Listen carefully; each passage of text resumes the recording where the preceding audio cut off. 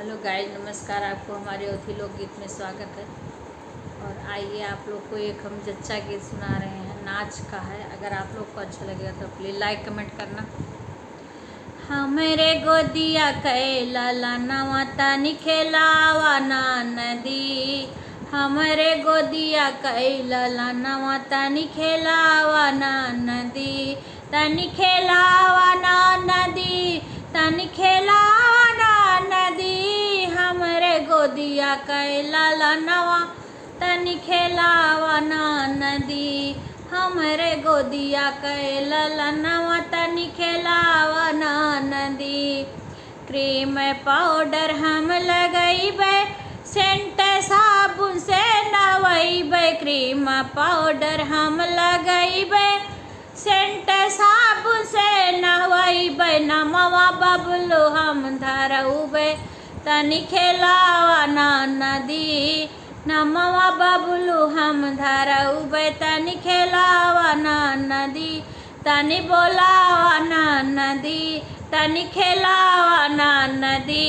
हमरे गोदिया कैला नवा तनी खेलावा ना नदी, हमरे गोदिया कैला नवा तनी खेलावा ना नदी, तनी बोलावा ना नदी, तनी खेलावा ना नदी,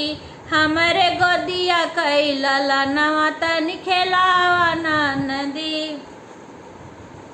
नमवा कॉलेज में लिखौबे,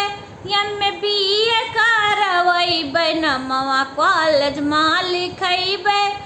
MBA करवैबे, कपिया आजू से मंगौबे, तनी खेलावा ना नदी, कपिया आजू से मंगैबे, तनी खेलावा ना नदी, हमरे गोदिया कैला नवा तनी खेलावा ना नदी, हमरे गोदिया कैला नवा तनी खेलावा ना नदी,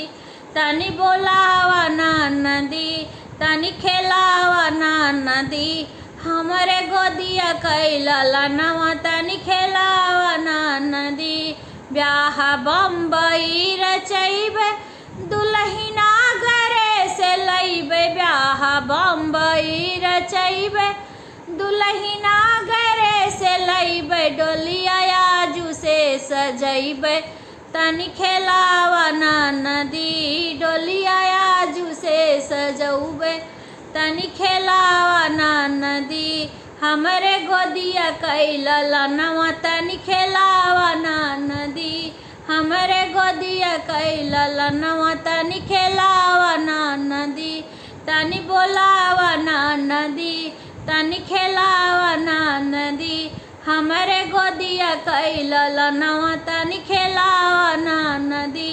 हमरे गोदिया कैला नवा तनी खेलावा ना नदी, हमरे गोदिया कैला नवा तनी खेलावा ना नदी।